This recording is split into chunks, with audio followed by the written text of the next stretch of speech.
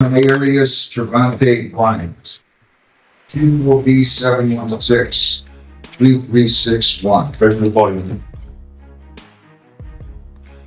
Michael Carmen, 734 on behalf of the defendant, Your Honor. Your name?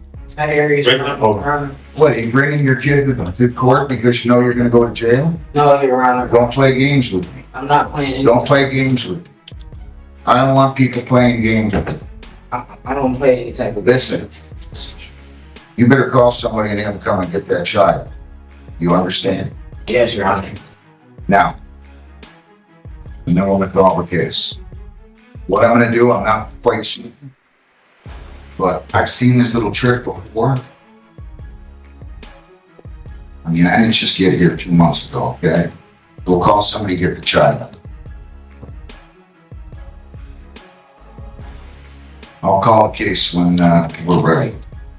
And I'm telling you, if you leave, you're going to have a big problem with me. You understand what I'm telling you? Yes, Your Honor.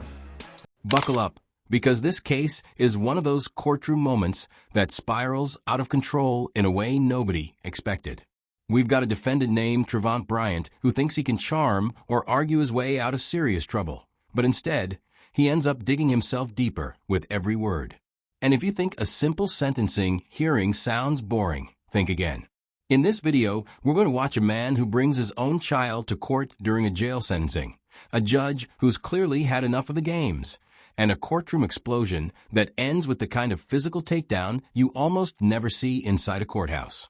What makes this fascinating is the combination of human drama and legal reality. A young father, a long rap sheet, a judge determined to protect the system, and a defendant who just won't stop running his mouth. As you watch, I want you to ask yourself, does this defendant truly not understand the gravity of his situation, or is he deliberately trying to provoke the system? Stick around, because the meltdown that's about to unfold is both jaw-dropping and oddly revealing. Areas Trevante Bryant. 247163361. Are you guys hearing this case, victims? Don't. They're not. All right, Mr. Carmen, your name? Michael Carmen, 73824 on behalf of the defendant. Mr. Bryant, come on to the podium, state your name. According to you, I want to ask again. Let's just double check it, Mr. Timberly Dennis, Durley, Margarita Bruno Hayward, Joseph Matthew. Are any of those individuals, bring Mr. Mohammed. Yes. Any of those individuals in here today?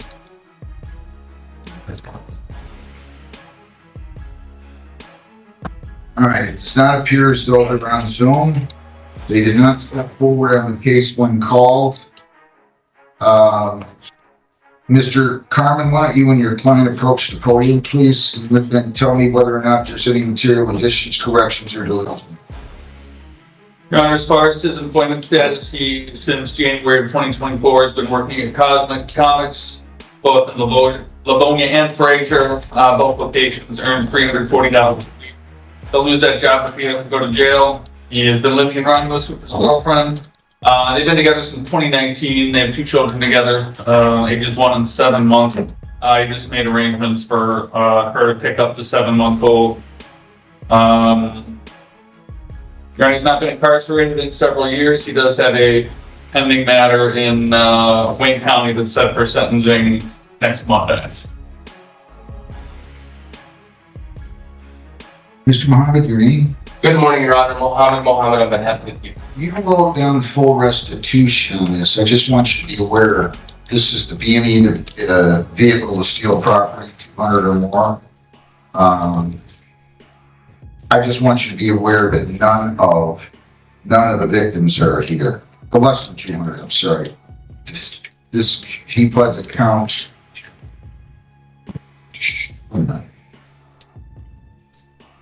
Count 2 was dismissed. He pled. Lisa, just confirm that my understanding is correct. It looks like he pled guilty to count 1, which is the 1 year. And count 2 was dismissed. Is that true? That's correct. So I just want you to be aware of that. And Judge, I apologize. Which case is this? This is Triarius Travante Bryant. It's a B&E vehicle to steal property 200 or more, but less than 1,000. It's a 1 year. So I just want you to be aware I called the names. You're not here. You just put down PSI full restitution. And none of them show, so I'm not going to order any restitution out of this thing. And Judge, may I ask, does the court send notices to them or? Yeah, we did send those. Okay. The probation department did when I ordered the This pre-sentence moment is report. uncomfortable, but also incredibly telling. Judges have seen it all, and when this one accuses Trevant of using his child as a shield, you know he's not buying into any theatrics. Some defendants bring children to court in hopes of softening the judge, banking on sympathy. But here it backfires. The judge's warning, call someone to pick up that child, sets the tone. Right away, he's signaling he won't tolerate manipulation. And honestly, imagine the position the child is put in. Watching your parent get sentenced is traumatic enough. Bringing them in intentionally? That's a gamble that feels more selfish than strategic. What do you think? Was this desperation or a calculated move? Okay. Anderson, Judge, thank you. All right. Anything else, Mr. Carmen? Yeah, since my client shares, the care and custody of 2 young children, this girlfriend that he lives with. If he's got to go to jail, it's going to be very hard on our young family. You should think about these things before we go out and steal. I mean, seriously. I understand, Your Honor. I don't know if you do or not.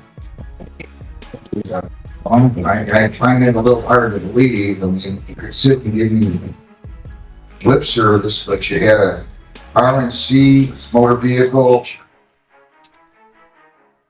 in 2021, you had a domestic, where you didn't comply with probation in 22. Conviction was entered on that. You had a retail fraud 23. We're just convicted of felony retail theft in Illinois. We have another case you're bound over to the 33rd, bound over from here, stealing or retaining without consent a financial transaction device. That's the case he's going to be sentenced on? Yes, Your Honor, and there's a sentencing agreement in that case of 2 years probation. I mean, that's great. Letting just inform the court. No, I get it. I'm just telling you, he's got bench warrants out of the 34th for assault and battery. Bench warrant out of the 52nd for retail fraud 3. The bench warrant for retail fraud 3 out of Southgate. Retail fraud bench warrant out of the 16th. Go up on any of those? Yes, Your Honor. When? I've been taking care of the warrants since I've been out, Your Honor, and Lisa, can you run his lane again for me, please? This lane Sure. is a few days old. Let me just double check. And my client indicated he's contacted those courts. You contact. yes, Your What do Honor. you mean? I contacted those courts and they told me that I have to turn myself in and schedule this. Well, you haven't taken care of the warrants then, have you? No, I have been taking care of some of the warrants, Your Honor. I'm sorry? I have been taking care of a All number. right, I'm gonna just check with her and see. Now you're breaking into cars. I mean, I don't know what to tell you. You've been unemployed, and then you were working at Fast Splash Car Wash. You collected money on a bridge card. You need to go back and get a GED or a diploma. You need to work harder. I don't know why you're not working. You need to work. That's your decision, though. But to go out and support a family by feeding all the time is not the answer. Your Honor, he is working, and I updated the court on that. I know you did, but still, this report was just done, right? This report was just, let me just double check this. I ordered the pre-sentence report on March 25th. I'm just telling you that they reported then that he was unemployed for the past 8 months. Why were you unemployed for the 8 months preceding that report? I wasn't unemployed. Here we see the defense strategy, painting Trevant as a working man and family provider. His lawyer emphasizes the girlfriend, the kids, the job at a comic store, hoping to show stability. This is classic mitigation. Convince the judge that jail time would hurt innocent dependents more than the defendant. But judges have to balance that against the actual victims, the people whose cars were broken into. Notice how quickly the judge shifts focus back to accountability, essentially saying, yes, it's tough on your family, but what about the families you've harmed? This is the harsh truth about court.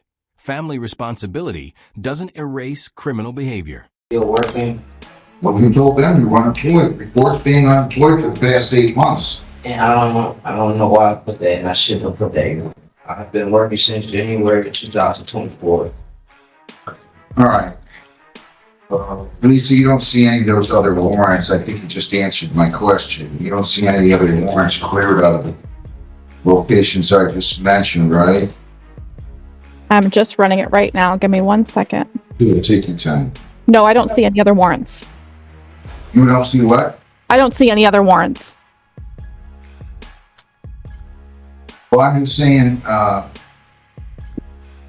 see the lien in here, but probation reported open warrants issued to the 37th District Court, 16th, the 28th, the 34th, and the 52-3 District Court.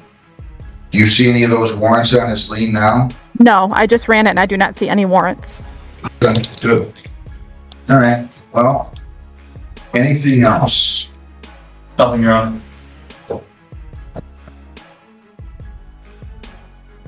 He did not spend any time in jail on this, correct? No. Where's the child now? She's going around. I'm sorry? She's going around. Was the mother of the child here?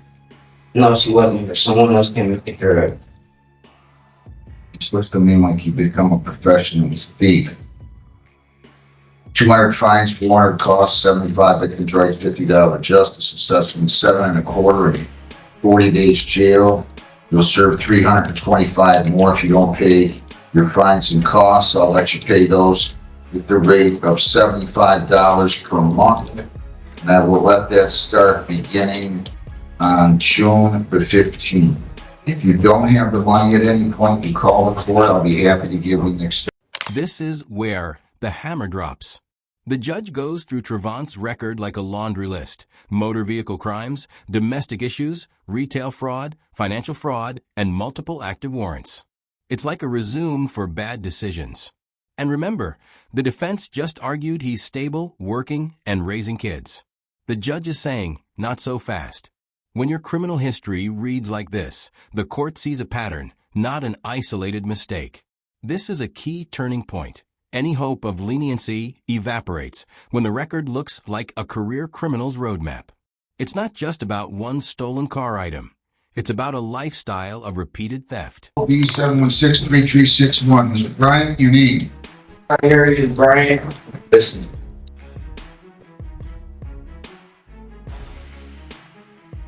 I'm not going to put up with you yelling and screaming back there anymore. If I have to call you out here again, I'm going to give you 30 days for contempt on top of the time that I just gave you. 30. You don't get to act like that. I hope you clearly and fully understand me. If you don't, I'm going to have you out because I would hear you again. And then I'm going to lock you up for 30 days. And we're going to do this all day long.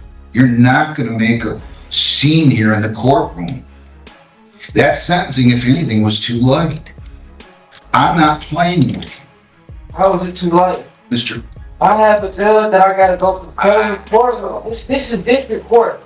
I got sentencing on felony court. Knock it off. And go tell them.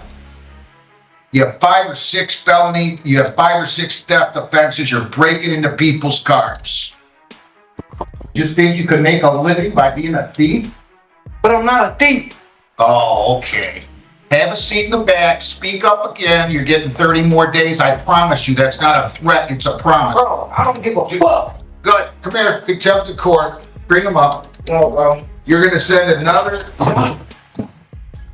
You're gonna get I got people saying, you know, I don't care. You know, I don't care about the moon. Get up. Excuse me. People stop for killing me. Be over. Run over flat. Stop flat. Run this shit over. At all. At all. So I got surgery on Monday now. You got fuck on my shit. I'm assisting. Oh my man.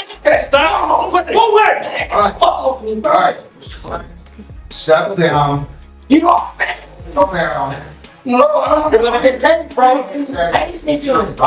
Taste me. We don't want it. We don't. Taste me. Stop resisting. Like I got kids that I never ready for myself. You ain't making it ain't dying. You keep making it seem like I'm just a thief. I gotta prove that I was see what you're doing. I gotta. This exchange shows the defendant's credibility problem. On paper, probation reports say he was unemployed for 8 months. In court, he insists he was working and only helping his baby mother. But which is it? Judges rely heavily on these reports, and when a defendant starts contradicting them, it looks like dishonesty. Even if he really was helping at home, his own words to probation undercut him. This is a reminder. In court, consistency matters more than excuses. If you want leniency, your story better line up with the official record, or the judge will assume you're bending the truth. Knock it off. Hey, listen to me. Right. Look at this. You're right, been twice as bad. Mr. Bryant, go back in the back. I'm gonna let bygones be bygones, except for the initial jail term. One more word, and I'm telling you, you're doing 30 more days. How many days? Enough. Enough. Just control yourself. Okay. Stop stealing. A thief. Oh, okay. Enough. Just control yourself. Stop stealing. Yo, it is not already. Yeah, bro. Go inside, to the other side.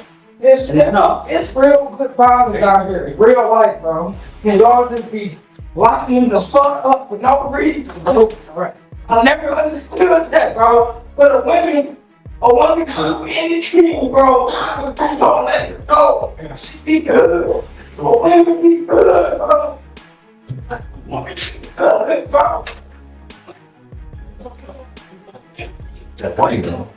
But I want this. I hate to talk to you,